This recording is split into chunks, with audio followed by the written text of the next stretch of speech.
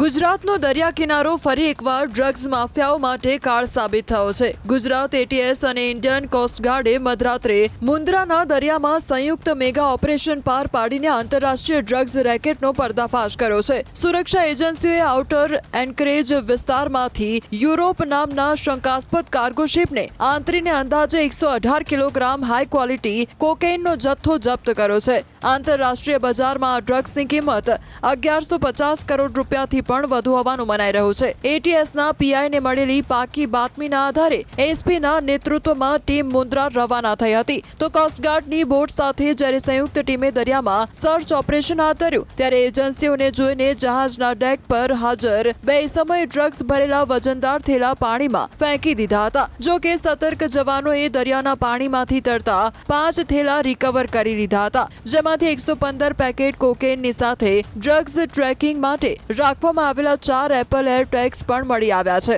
આ ઓપરેશન દરમિયાન એજન્સીઓને આવતી જોઈને એક આરોપી દરિયામાં કૂદીને નાસી છૂટ્યો હતો, જેની શોધખોળ ચાલુ છે। જ્યારે શિપના સ્ટીયરિંગ ગિયર રૂમમાંથી સેટેલાઇટ કોમ્યુનિકેટર ગાર્મિન જીપીએસ સાથે તાન્ઝાનિયાના મુખ્ય આરોપી જુમા નાસીર ઓમરની ધરપકડ કરી લેવામાં આવી છે। પૂછપરછમાં સામે આવ્યું છે કે આ જહાજ બ્રાઝિલથી મેક્સિકો અને કરાચી થઈને કચ્છ પહોંચ્યું હતું અને આ ડ્રગ્સનો મોટો જથ્થો દિલ્હીના દ્વારકા ખાતે રહેતા નાઇજીરિયન અને યુગાન્ડાના હેન્ડલર્સને ડિલિવર થવાનો હતો। તો ગુજરાત એટીએસની ટીમે દિલ્હી પોલીસની મદદથી દિલ્હી બેઠેલા બંને વિદેશી હેન્ડલર્સ કેલ્વિન અને બાયરુહાગા જેમ્સને પણ રાઉન્ડ અપ કરી લીધા છે। હાલ એજન્સીઓએ આ આંતરરાષ્ટ્રીય ડ્રગ્સ નેટવર્કના મૂળ સુધી પહોંચવા માટે પકડાયેલા ત્રણેય આરોપીઓની કડક પૂછપરછ કરી રહી છે। ગુજરાત પોલીસ ગુજરાત એટીએસના ટીમ છે, જેમાં જે વરિષ્ઠ અધિકારીઓ છે, એમને બાતમીના આધારે એક બ્રાઝિલથી કોકેઇનનો જથ્થો ગુજરાત દરિયા ખાતે દિલ્હીમાં એને ડિલિવરી લેવા માટે એક કાવતરૂનો પર્દાફાશ કરવામાં આવેલું છે।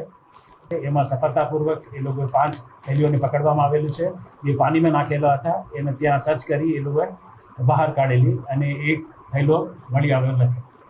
અને જે થેલીઓમાં જે વસ્તુઓ મળી છે એમની પૃથ્થકરણ કરવામાં આવેલી છે। એમાં પ્રાથમિક દૃષ્ટિએ કોકેન હોવાનું જાણકારી મળેલું છે અને એ અનુસંધાને લગભગ 115 જેટલા પેકેટો રિકવર કરવામાં આવેલી છે। એની કુલ વજન 118 કિલો જેટલા છે અને એની કિંમત દરેક સ્ટ્રીટ વેલ્યુ જે કોકેનનું છે 1 કિલોનો 10 કરોડ રૂપિયા જેટલું છે। અને આટલી મોટી જથ્થામાં એ કોકેનનો એ ગુજરાત એટીએસ અને ઇન્ડિયન કોસ્ટગાર્ડને સંયુક્ત ઓપરેશનથી અમારા અધિકારીઓ કર્મચારીઓ તનમનથી મહેનત કરી અને જે ડિલિવરી દિલ્હીમાં કરવાના હતા એને ઇન્ટરસેપ્ટ કરી અને પોર્ટ ઓથોરિટીઝના આઉટર એન્કરેજ ઉપર અને પોર્ટ ઓથોરિટીઝના મદદથી પણ એ લોકોએ એ સફળતાપૂર્વક એ પર્દાફાશ કરવામાં આવેલું છે।